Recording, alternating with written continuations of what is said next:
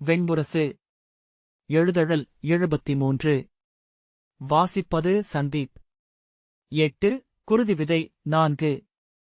அர்ஜுனனையும் வரிசைக்குழுவையும் வரவேற்க மதுராவின் படித்துறைக்கு பலராமரே நேரில் வந்திருந்தார். படகின் முகப்பில் கரை நோக்கி நின்றிருந்த சதானிகன் ஓரிரு கணங்களுக்குப் பின்னரே காத்து நின்றிருப்பது பலராமர் என்பதை உணர்ந்தான்.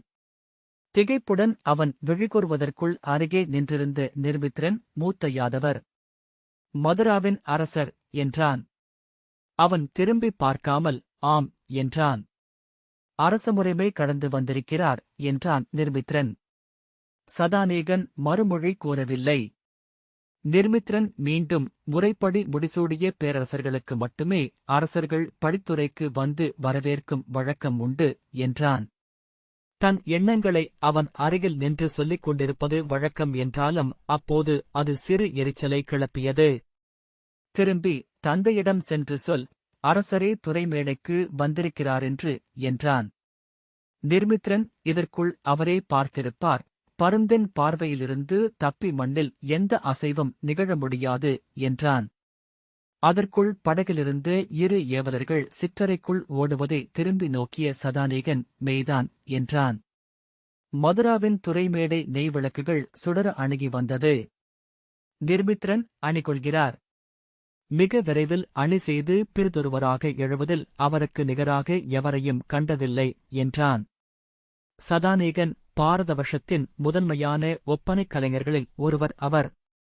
மாற்றொரு கொள்வதில் அவருக்கு நிகரான எவரும் ஆட்டச்சூதர்களில் கூட இல்லை என்கிறார்கள் என்றான். நிர்மித்திரன் ஆம், ஒருமுறை அவர் இளவணிகரைப் போல் உடையணிந்து உபப்பிலாவியத்திலிருந்து கிளம்பிச் செல்வதை பார்த்தேன். அவர் என்னை கடந்து சென்ற பின்னர் அமைச்சர் சுரேசர்தான் அவர் சிறிய தந்தை என்றார். அதன் பின்னரே அவரது விழிகளும் முகமும் என் நினைவிலெழுந்து அவர் எனக் காட்டின. அப்போது எண்ணினேன், மாற்றொரு கொள்வதில் அத்தகைய திறனை அவர் ஏன் அடைந்தார் என. பெருவிழைவு கொண்ட ஒன்றையே நாம் முற்றாக பயில முடியும். தன் உருவைத் துறந்து பிறிதொன்றை அணிவதற்கான அப்பெருவிழைவு அவருக்கு எவ்வாறு ஏற்பட்டது? இவ்வுருவும் இப்பெயரும் இங்கு அவர் சூடும் அனைத்தும் மிக இளமையிலேயே அவருக்கு சலித்துவிட்டிருக்கிறது போலும் என்றான். சதானீகன் புன்னகைத்து, தன்னில் சலிப்பு கொண்டவர்கள் மட்டுமே எதையேனும் தேடிச் செல்கிறார்கள், கண்டடைகிறார்கள் என்றான். படகு மதுராவின் துறை நோக்கி சென்றபோது முகப்பிலிருந்த குகன் அமரமுனையில் எழுந்து நின்று கொம்பொலி எழுப்பினான். துறைமேடையிலிருந்து மறுமொழி எழுந்தது.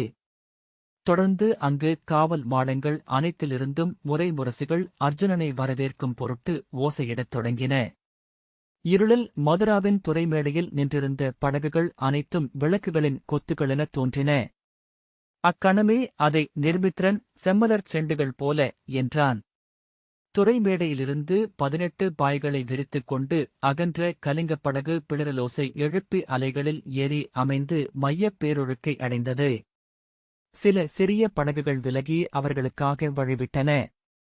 துறைமேடையில் எழுந்த கொம்போசைகளும் ஆணைக்குரல்களும் யமுனைக் காற்றில் சிதறல்களாக வந்தடைந்தன. இந்திரபிரஸ்தத்தின் மின்கதிர்கொடி பறந்த படகுமுகம் அன்னையின் மடி நோக்கி நீளும் கன்றின் மூக்கு போல நீண்டு துறைமேடையை அடைந்தது. காவலர்கள் ஏறிவந்து இரு துணைப்படகுகளும் இருபக்கங்களிலாக வந்து அருகிலிருந்து துறைமேடைகளில் சென்று மூங்கிற் சுருள்வில்கள் மேல் மெல்ல முட்டின. பறக்கும் நாகம் என வடங்கள் வந்து படகில் ஓசையுடன் விழுந்தன. அவற்றை இழுத்தபின் படகிலிருந்து வடங்களை எடுத்து துறைமேடை நோக்கி வீசினார்கள். வடங்கள் பிணைக்கப்பட படித்துறை இரு கைகளையும் நீட்டி படகை தன்னுடன் சேர்த்து அணைத்துக் கொண்டது. கனிந்த பசுவின் நாவன நடைமேடை நீண்டு வந்து படகைத் தொட்டது. சதானீகன் நிர்மித்திரனிடம் நாம் அரசனைக் கோலம் கொண்டிருக்க வேண்டும். இரவென்பதனால் நான் அதை எண்ணியிருக்கவில்லை என்றான். ஆனால் இப்போது அதற்கு பொழுதில்லை. தலைப்பாகைகளை மட்டும் இந்திரபிரஸ்தத்தின் பொன்முத்திரைகளுடன் அணிந்து கொள்வோம். நிர்மித்திரன் ஆம், அதையேதான் நானும் எண்ணினேன். இங்கு சமையர் ஒருவரே இருக்கிறார். அவர் தந்தையை அணிகொள்ளச் செய்வதே முறை என்றான். அவர்களே சிற்றறைக்குள் சென்று ஆடைகளை அணிந்து கொண்டனர். பட்டுத் தலைப்பாகை அணிந்து அதில் முத்திரைகளை பொருத்திய பின் பொற்பின்னல் கொண்ட சால்வைகளை தோளில் சுற்றினர். சதானேகன் ஒரு கணம் எண்ணிய பின் மரப்பெட்டி ஒன்றைத் திறந்து அதிலிருந்து கங்கணங்களையும் கழுத்தணிகளையும் எடுத்து அணிந்துகொள் என்றான். ஒன்றுடன் ஒன்று இயல்பு கொள்ள அணி சூடுவது நம்மால் இயலாது, மூத்தவரே. சமயர்கள் உதவி தேவை என்றான் நிர்மித்ரன். ஆம், ஆனால் அணி கொள்ளாது அரசர் முன் போவதென்பது எவ்வகையிலோ புறக்கணிப்பாக ஆகலாம். நூல் நெறிகளின்படி அரசர் எங்கிருந்தாலும் அது அவையே ஆகும் என்றான் சதானீகன்.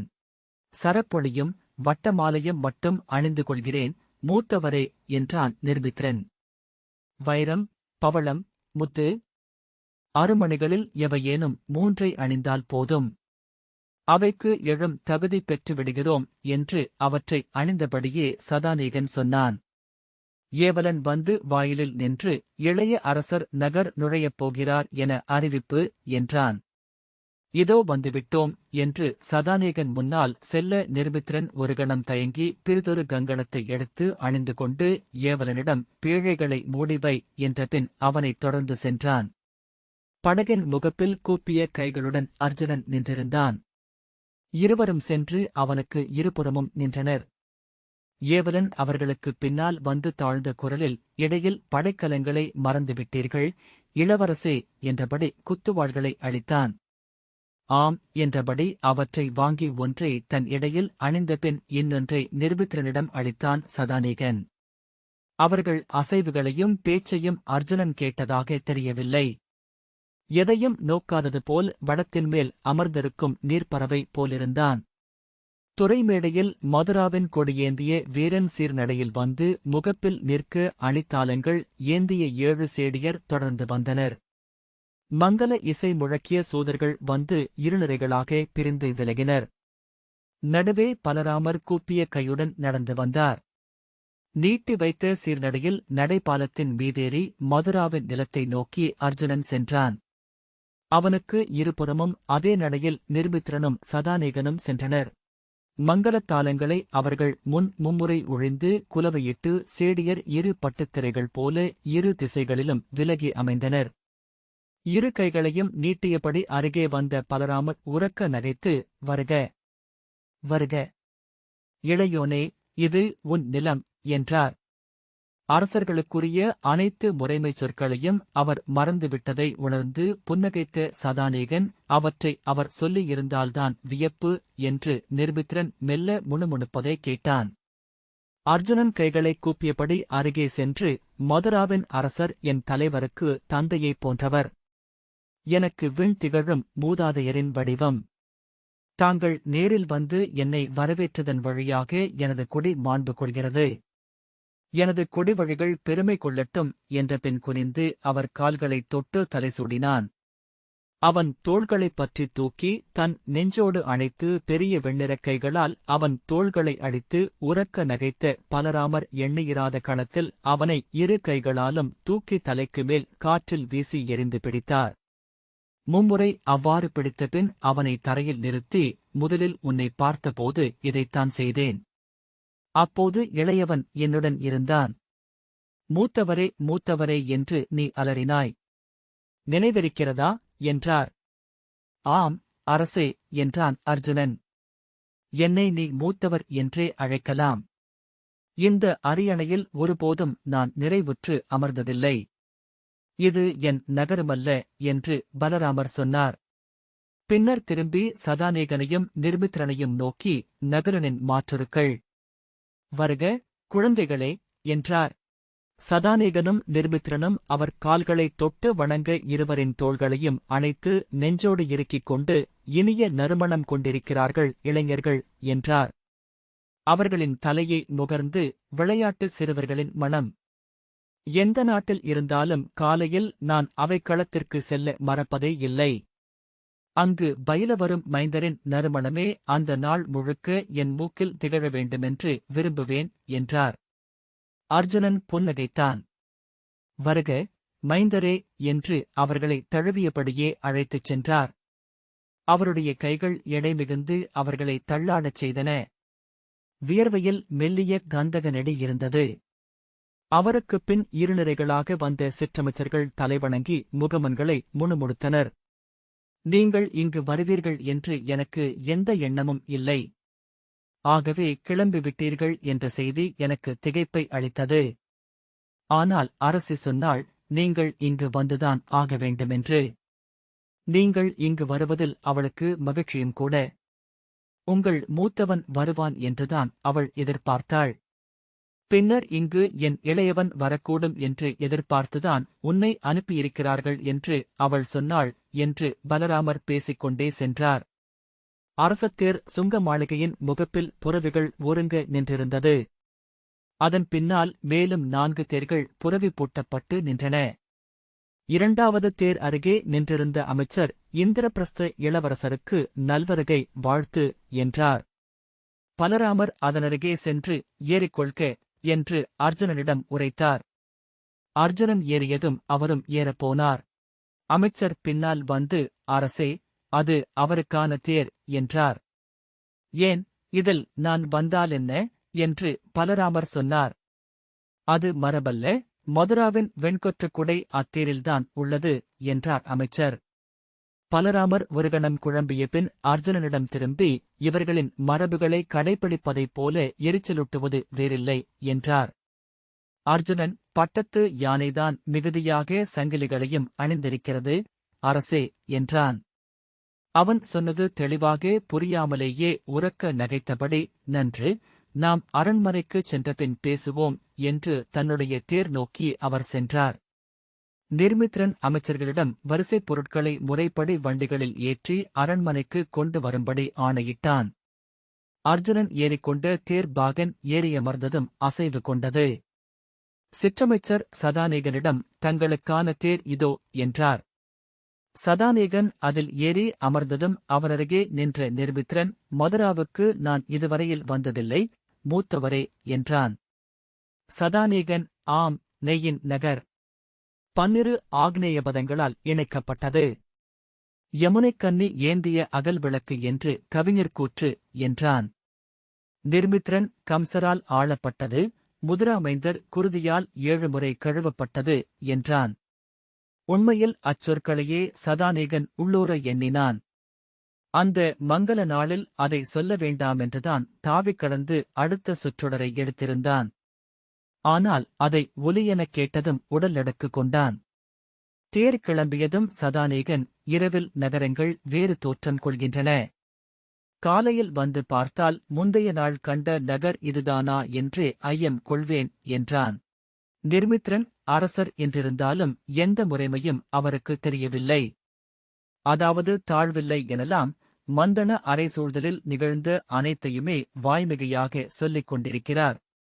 அவருடன் தேரில் அரண்மனை வரை செல்ல முடிந்தால் இங்கு மதுராவில் நிகழும் அரசு சூழ்தல் அனைத்தையும் அவரே சொல்லிவிடுவார் என்றான்.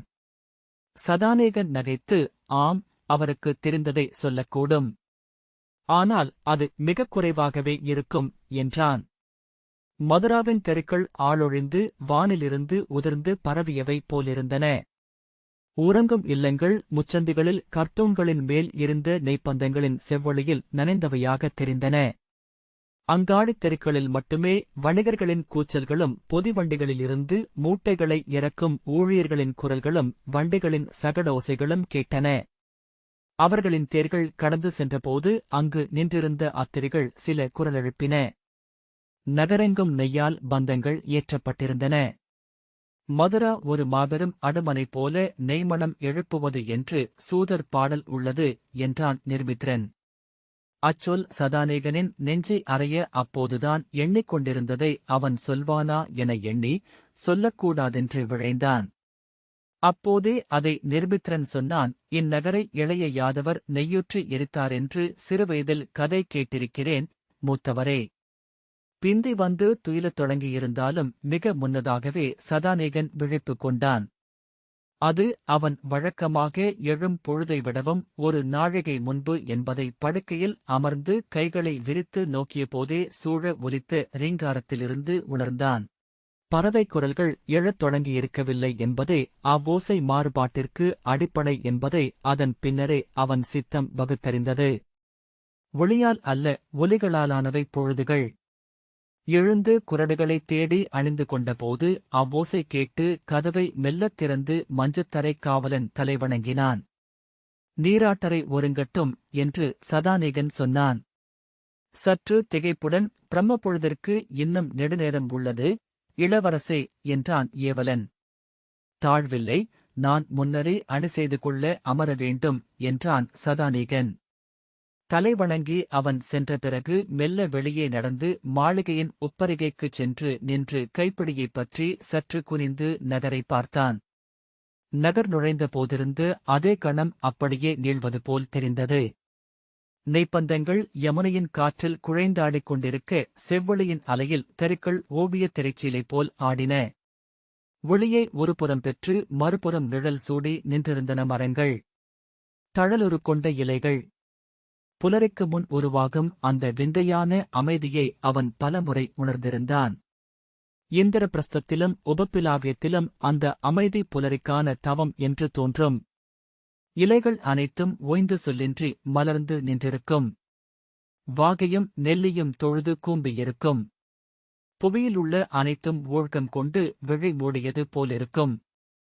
முதல் ஒலி என்பது ஏதோ அறியா பறவையின் எந்தாய், பின் மிக மெல்ல என்னிறையே. அவ்வொலி கேட்டு எங்கோ 7 கடல்களுக்கு மறுபக்கம் சூரியன் தன் பாகன் அருணனிடம் கிளம்புக என்பான்.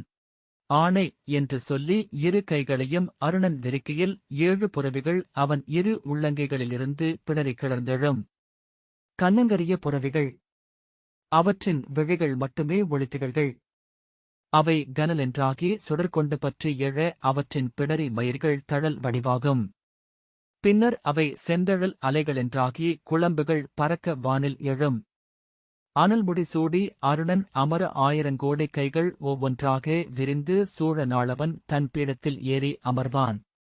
புலரி நிகழ்வதை அத்தனை பறவைகளும் தங்கள் உள்ளத்தால் உணர்கின்றன. எழுகாலை என்று கரிச்சான் கூவும். ஒளியே என காகம். பலநூறு முறை மண்ணில் உள்ள ஒவ்வொரு உள்ளத்திலும் நிகழ்ந்த பின்னரே அது வானில் நிகழ்கிறது. புலரி எனும் சொல். புலர்க புலர்க. ஊழ்க நுண் சொல்லில் முதன்மை அதுவே. தெய்வங்களின் புன்னகையே சாவித்ரி. அவள் ஒலிவடிவத் தோழியே காயத்ரி. ஒவ்வொரு நுண்ணுயிரும் பறவைகளும் விலங்குகளும் பாறைகளும் மலைமுடிகளும் பெருங்கடல்களும் கொள்ளும் இரையறிதல். ஒவ்வொரு நாளும் இங்குள்ள ஒவ்வொன்றுக்கும் பிரம்மம் அளிக்கும் ஒரு சொல்லுறுதி. புலருக்கு முந்தைய இருளில் சதானேகன் அறிந்த பேரமைதியை வேறெங்கும் அறிந்ததில்லை. இருள் ஒளியின் பீடமென்றாகும் நிலை. சொல்லில் பொருளென இருளுக்குள் ஒளி எழுவதை உணரும் தருணம். ஆனால் அப்போது மதுராவின் கரிக்கிருள் அமைதியின்மையை உருவாக்கியது. அரக்கு போன்ற கரிய குழஞ்சாந்து என அது நகரை மூடியிருப்பது போல. அவன் இடைநாழியில் நடந்தபோது ஒட்டடை போல இருள் அவன் முகத்திலும் கைகளிலும் படிந்தது. விரலால் அதை கிழித்து விலக்கி முன்னகர வேண்டியிருந்தது. படிகளில் குழுவிய இருளில் கால் வழுக்குமென்று தோன்றியது. இருள் விழுதில் சிவந்த புழுக்கள் போல நின்று நெளிந்தன கூடத்தின் நெய்விளக்குச் சுடர்கள். முற்றத்தில் வானிலிருந்து பிசின் என இறங்கி அலைகளாக நெளிந்து நெளிந்து குவிந்து கிடந்தது. வாய் திறந்தால் உள் நுழையும், உடல் நிறைக்கும். அதன் சுவை கசப்பு. அதற்கு முடிகருகும் வீச்சம். அவன் முற்றத்திலிறங்கி நடந்தான். சால்வையை நன்கு போர்த்தி தலைக்குமேல் எடுத்து சுற்றிக் கொண்டான். சாலையில் மென்பொழுதி மீது ஓரிரு வண்டித்தடங்களும் குளம்புச் சுவடுகளும் மட்டுமே இருந்தன. இரவில் வீசிய காற்று பொழுதியை அள்ளி சுவரோரங்களில் மென்மையாக படிய வைத்திருந்தது. சாலையோரங்களில் நிறுத்தப்பட்டிருந்த 3 அத்திரிகள் கால்களில் ஒன்றை சற்றே தூக்கி அரைத்தீலில் இருந்தன. அவன் காலடியோசை அவற்றின் உடலில் மெல்லிய அசைவென வெளிப்பட்டது. அவன் மனம் அவற்றின் கனவுக்குள் செல்ல செவிகள் சற்றே திரும்பின. அத்திரிகளில் ஒன்று நீள்மூச்சுவிட்டது. அவன் மீண்டும் அரண்மனைக்கு திரும்பிச் செல்ல வேண்டுமென்று விரும்பினான். ஆனால் 100 முறை அவ்வாறு உள்ளூர திரும்பிச் சென்ற பின்னும் கூட அவன் கால்கள் முன் சென்று கொண்டிருந்தன.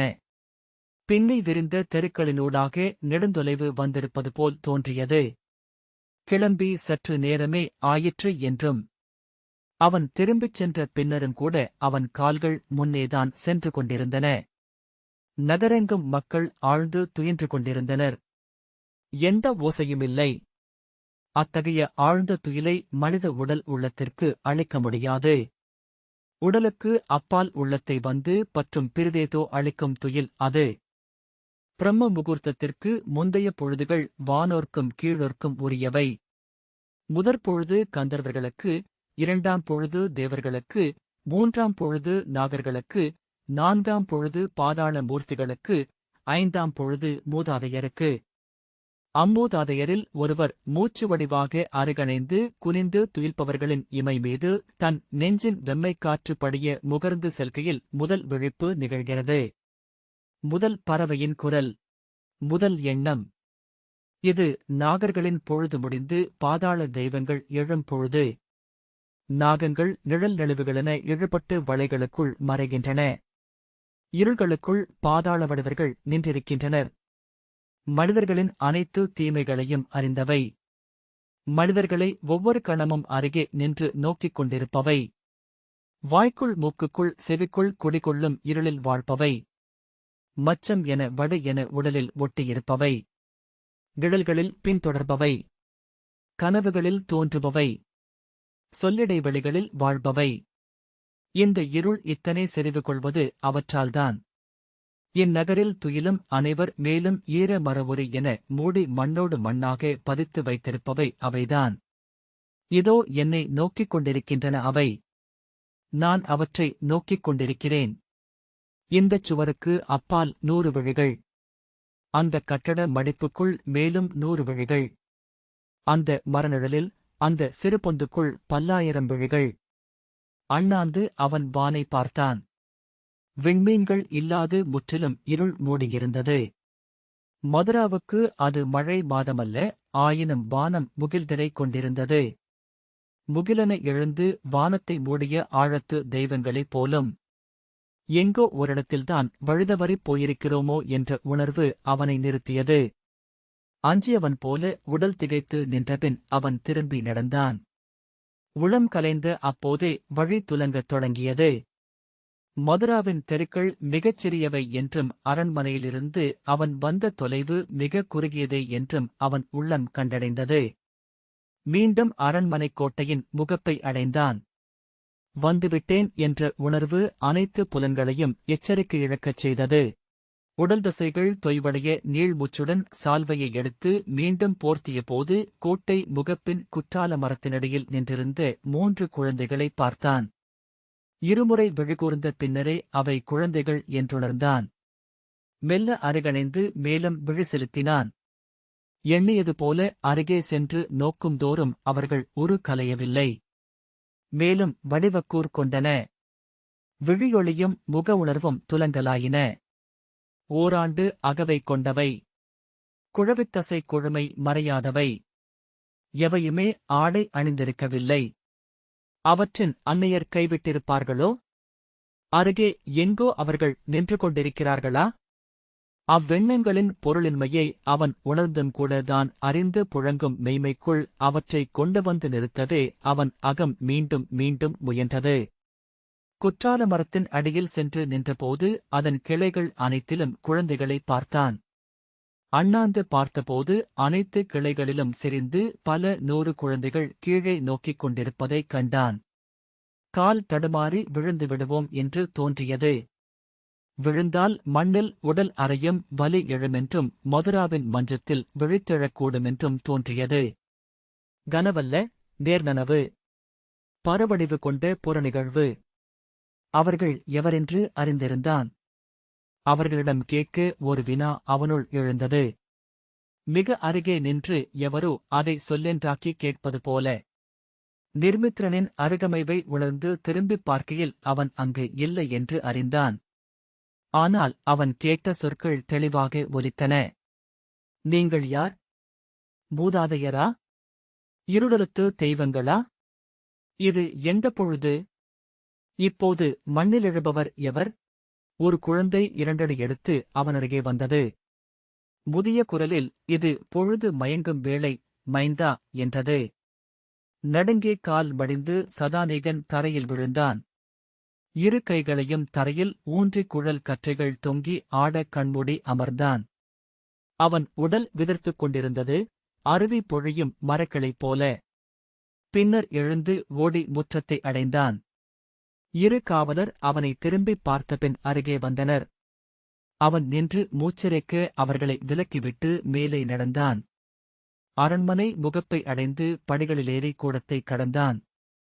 மாடிப்படிகளில் ஏறுகையில் தன் உள்ளத்தின் எடையை தசைகளில் உணர்ந்தான்.